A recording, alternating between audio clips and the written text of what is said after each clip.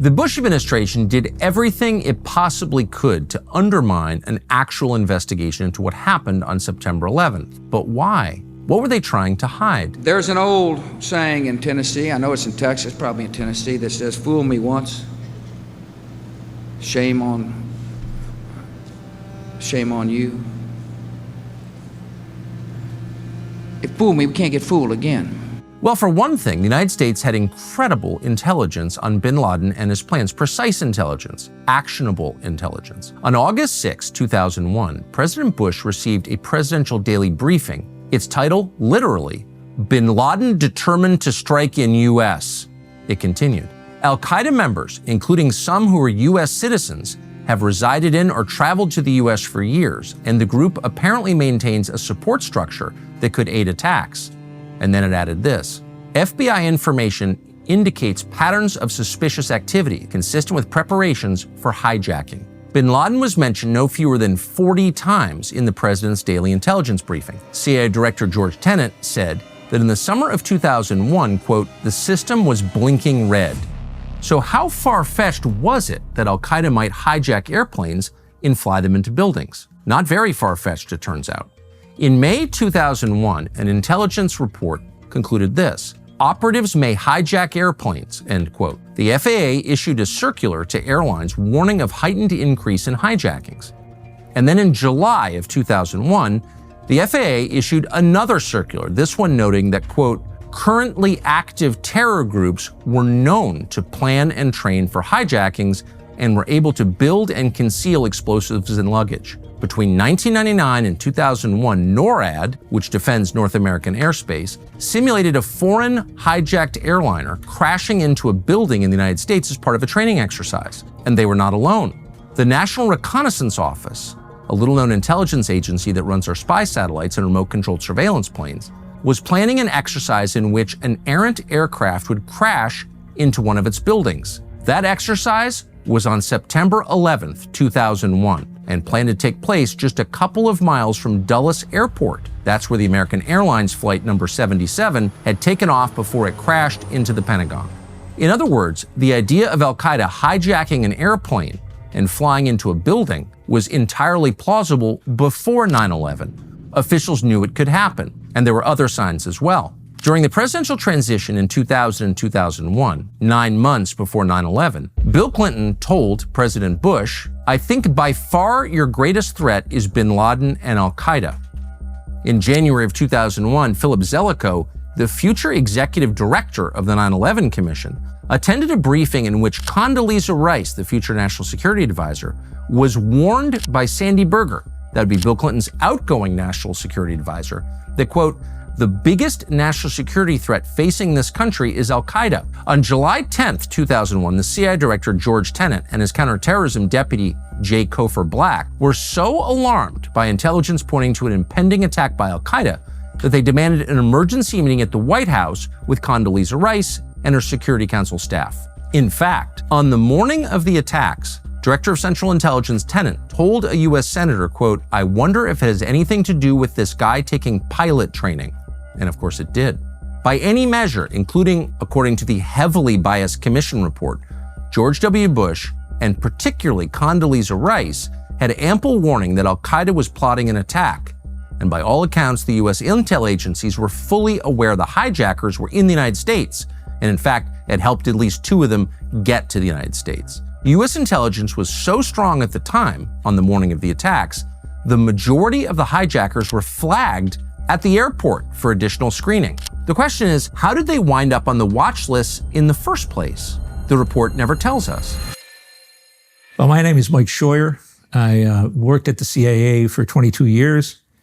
And from 1995 until 1999, I was chief of the Osama bin Laden unit. I would say it was 1983 to 1992. I worked on Afghanistan. I worked on the war against the Soviets in Afghanistan. Bin Laden was a popular name during the war against the Soviets. We knew he was fighting in Afghanistan with the Mujahideen.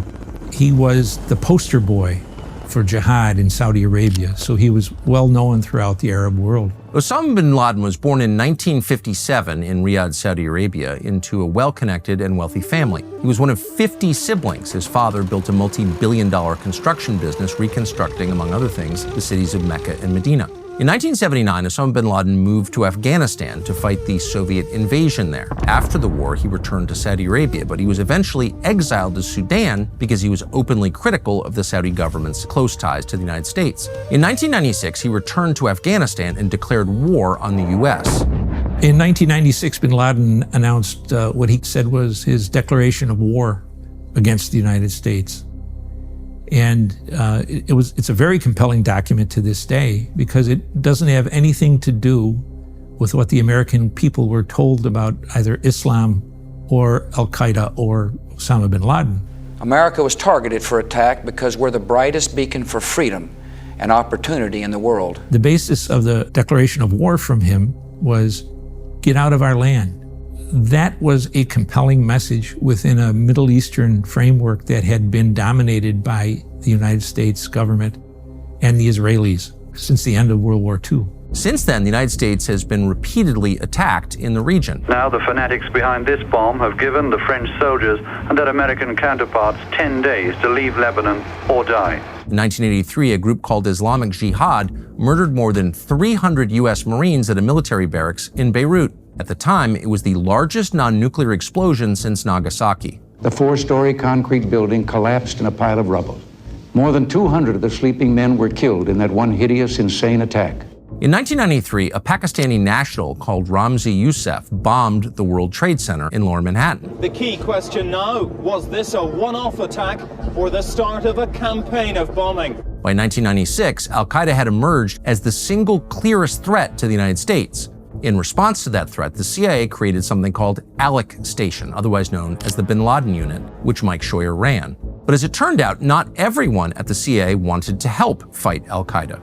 So we wanted some basic information about Osama bin Laden, his bank accounts, his health information, his educational information, very basic things. We kept sending a message because it was important. We were building a base of data. And so the COS in Saudi Arabia at the time, John Brennan, we didn't know if he was dealing with them on the issue or not. And so we finally sent a message that said, didn't say pretty please, but said, please do this as quickly as possible. He called Tennant. And that was the end of that. Don't send Brennan any more of these notes. So whatever the reason was, I don't know. But, you know, if you identify a liaison service who you know has information you need, it's not impossible to persuade them to do it, since we defend Saudi Arabia, especially in that case. We were told not to send any more cables on that issue to Riyadh. Just because I was the chief of operations on Osama bin Laden didn't mean there wasn't somebody else working on the same issue in an opposite direction.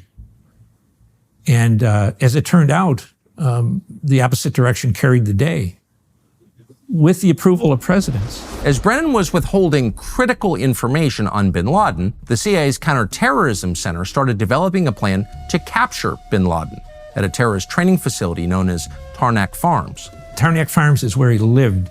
We knew Osama bin Laden, his family, Zawahiri's family, and a couple of the most senior Al-Qaeda people were going to be there. And initially, the administration went along with it. The plan was finalized with the help of friendly Afghan tribal leaders. It was even rehearsed twice in the United States in late 1997. All it needed was approval from the White House.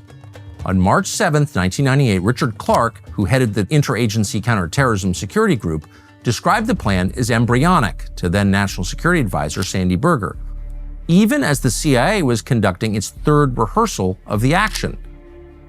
Military officers in the Pentagon reviewed the plan, and despite some mild misgivings that could have been attributed to interdepartmental rivalries, they generally expressed their satisfaction. They supported it. Legal justifications were prepared in advance from the CIA to the NSC for approval. The Attorney General of the United States, the FBI Director, and the U.S. Attorney for the Southern District of New York, where bin Laden was to be tried if he was captured alive, were all briefed on the plan. The CIA ran a fourth rehearsal between May 20th and May 24th, with the expectation that the plan would be executed in late June of that year and no later than late July. And yet, less than a week later, the CIA's assets in the field were informed that the operation had been suspended by the Clinton administration. Fall is here. Summer is over. You're probably a little hungover from it. You're back to your normal life. You're not thinking about what's happening in the news, but a lot is happening in the news. An awful lot. Things are changing faster than ever before, and that means you need to be sharp, clear, and alert to respond to what's happening. That's why I want to tell you about something that helps you remain sharp, clear, and alert. Beam's Dream Powder. We've talked about this before. This is an American company founded by people who actually believe in the core values of the country: hard work, clean products, personal responsibility. Beam's Dream Powder is clean. It's got no fillers, nothing's weird synthetic in there. People on our team use Beam's Dream Powder to fall asleep and stay asleep throughout the night, and they don't wake up groggy because it's not a pharma product. It's natural. Over 18 million nights of sleep have been improved by Beam. They keep track. That's 18 million nights of people getting their strength back. Now it's time to stock up. Beam is running a sale for this show's listeners. For Prime Day, for the next 24 hours, in fact, we'll double it, next 48 hours, get up to 40% off the entire store. That's everything. Their best-selling Dream Powder is only $29.99. That's the lowest it's ever been. This is the biggest sale you'll ever see of this product, and it's only for listeners to this show.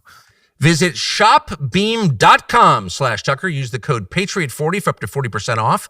That's shopbeam.com, BEAM/Tucker. Use the code Patriot40 for up to 40% off. Highly recommended. When we wrote the operational plan, you have to keep in mind, speaking to the policymaker, you have to keep in mind that they have their families there. And if there is violence, if they don't surrender, there's liable to be people killed, non-combatants. They said, okay, we'll go ahead with it. So that one went almost to the starting gate, and one of the last dumps of overhead imagery we got happened to show a child swing set. And they suddenly said, oh, we can't do that. What if that picture gets out and we'll be responsible? A clear pattern emerged throughout Scheuer's tenure at Alex Station. Whenever there was a chance to kill or capture Osama bin Laden, the Clinton administration chose not to do it. We had an operation that was planned to kidnap bin Laden within Afghanistan. The plan was supposed to unfold just days before al-Qaeda bombed the American embassies in Kenya and Tanzania. It was a plan that required getting him out of the country and then taking him to another country. And it was approved, and then it was at a last minute, it was unapproved. And then a week later, the embassies went up. The greatest fear tonight is that what has happened here will herald some alarming new phase in international terrorism. About 4 o'clock in the morning, George Tenet, who was the DCI at the time, calls my office number, and I pick it up and said, yep, Scheuer. I said, yeah. And somebody else put him on, and he said, can we revive that program? The president wants to know if we can revive the program on the capture operation. By Tenet's words, realized they missed an opportunity perhaps to stop the operation. But that got to be a habit throughout the rest of my career there. Less than 2 weeks after the attacks, Clinton launched cruise missiles at targets he said were associated with bin Laden. Today, I ordered our armed forces to strike at terrorist-related facilities in Afghanistan and Sudan. Our mission was clear: to strike at the network of radical groups affiliated with and funded by Osama bin Laden. But the strike was worthless. In fact, it was embarrassing. The Pentagon targeted suspected terrorist training facilities in Afghanistan and a pharmaceutical factory in Sudan, which U.S. intelligence falsely claimed was making chemical weapons. The pattern became clearer over time. The CIA would offer a way to capture or kill bin Laden, and then somebody would call off the strike at the last moment. To me, it's a mystery. To me, going after Osama bin Laden was hard work, but it could have been accomplished by 97. And then from 97 till I left in 99, there were 10 more opportunities. And none of them were taken advantage of. Kill, capture, whatever the government wanted to do. And the chances kept coming. In May of 1999, U.S. intelligence services had a credible lead that bin Laden was at his compound near Kandahar, Afghanistan. Officials in both the U.S. military and the CIA agreed this was the best opportunity they could hope for to kill bin Laden. They had at least 3 opportunities to strike, but they never did. Somebody got wet feet. Scheuer was removed from his role running Alex Station in 1999. He was replaced with a figure called Richard Blee, who barely comes up in the 9/11 Commission report. On October 12, 2000, the failure to act in bin Laden caught up to the agency and with our country when the USS Cole, a destroyer anchored in Aden, Yemen, was attacked by a suicide bomber. Killed 17 soldiers on the USS Cole. 17 American servicemen died, but this time, the government didn't strike anyone or anything in retaliation.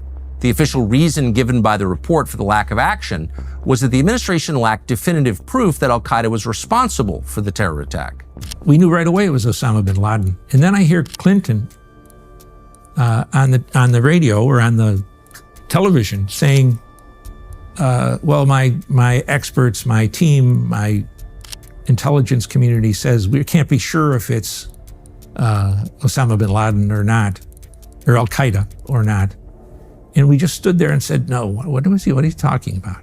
In this case, the 9/11 Commission offers excuses for Clinton, citing an absurd blame game with Clinton administration officials who claimed they were waiting for the legal go-ahead from the CIA and the FBI. But at the same time, then CIA Director George Tenet is reported to have said that he was surprised to hear the White House was awaiting a conclusion from him on responsibility for the Cole attack. Everyone already knew who did it. My impression over the course of my career, after over 22 years, is that the first thing the 7th floor ever considered when you brought them an operation to approve was, what if we fail and how will we get roasted by the media? It took Bill Clinton just 13 days to respond to the embassy bombings, but for some reason, a reason that has never been explained, he had no response at all to the attack on the USS Cole. Even more bizarre and telling is the Bush administration's explanation for why it didn't respond. It was most clearly articulated by the neocon number 2 at the Pentagon, Paul Wolfowitz. He described the Cole bombing as stale by the time Bush took office. It was just 5 months after the terror attacks. Wolfowitz wanted something bigger to respond to,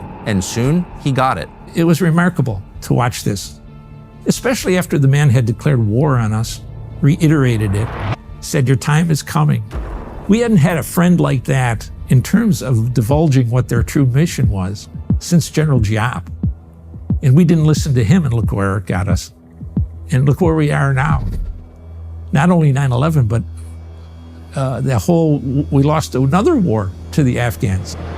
If you want to understand why and how 9/11 happened, the years to look at most closely are 1999 to 2001. Those years coincided with George Tenet's implementation of what became known simply as the plan. To formulate this effort, CIA Director Tenet elevated a man called Cofer Black, a former spy who'd risen to head CIA stations in the Sudan and elsewhere, to director of the Counterterrorism Center. To give you an idea of Cofer Black's character, in 2017, he joined Hunter Biden on the board of directors of Burisma, the Ukrainian gas company. But at that time, in late 1999, the core of the future 9/11 hijackers were gathering in Afghanistan. These 22 individuals do not account for all the terrorist activity in the world, but they're among the most dangerous. The leaders and key supporters, the planners and strategists. They must be found. Here's a summary of some of the warnings they had. In December 1999, a 23-year-old Algerian man called Ahmed Rassam attempted to cross with a rental car on the ferry from Victoria, British Columbia to Port Angeles, Washington State. Thanks to alert border security in Port Angeles, Rassam was apprehended with hundreds of pounds of explosives in his car. His plan had been to set off a car bomb at LAX on January 1st, 2000. But the biggest warning signs of an impending attack in the United States came in the summer of 2001, just months or weeks before. On April 20th, 2001, a briefing to top Bush administration officials noted that bin Laden planned multiple operations. In May 2001, a report was distributed to Bush administration officials noting that bin Laden public profile may presage attack.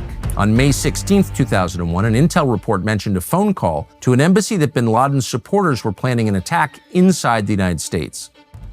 On June 12th, a CIA report indicated that Khalid Sheikh Mohammed was recruiting people to travel to the U.S., possibly to aid in terror attacks.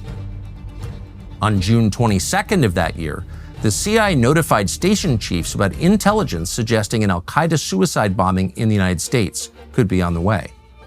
At about the same time, U.S. intelligence issued a terror advisory threat indicating a high probability of near-term spectacular terrorist attacks resulting in numerous casualties. On June 25th, George W. Bush's counterterrorism czar Richard Clarke told Condoleezza Rice that 6 intelligence reports showed al-Qaeda personnel warning of an impending terror attack. 3 days later, he told Rice that something very, very, very, very big was about to happen. On June 30th, top U.S. intel officials were warned bin Laden planning high-profile attacks of catastrophic proportion. In July, intelligence reports of an impending attack reached a fever pitch that led to the closure of U.S. embassies in the Middle East. None of this apparently got the attention of the White House. Deputy Secretary of Defense Paul Wolfowitz, the man who thought the Cole bombing was, quote, stale, questioned the reporting in a conversation with Bush's Deputy National Security Advisor. On July 12, 2001, acting FBI Director Thomas Pickard opened Attorney General John Ashcroft's intelligence briefing with the latest on the CIA warnings about an al-Qaeda attack. Ashcroft responded by saying, "I don't want you to ever talk to me about al-Qaeda, about these threats. I don't want to hear about al-Qaeda anymore."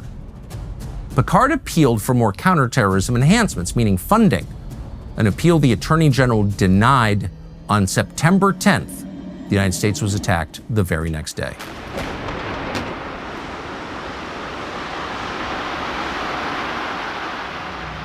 By lying to the American public serially and aggressively, the CIA, the Bush administration, and the 9/11 Commission created the perfect condition for conspiracy theories to thrive. Consider, for example, the established fact that in the days before the attack, there was a huge surge in put options against airline stocks.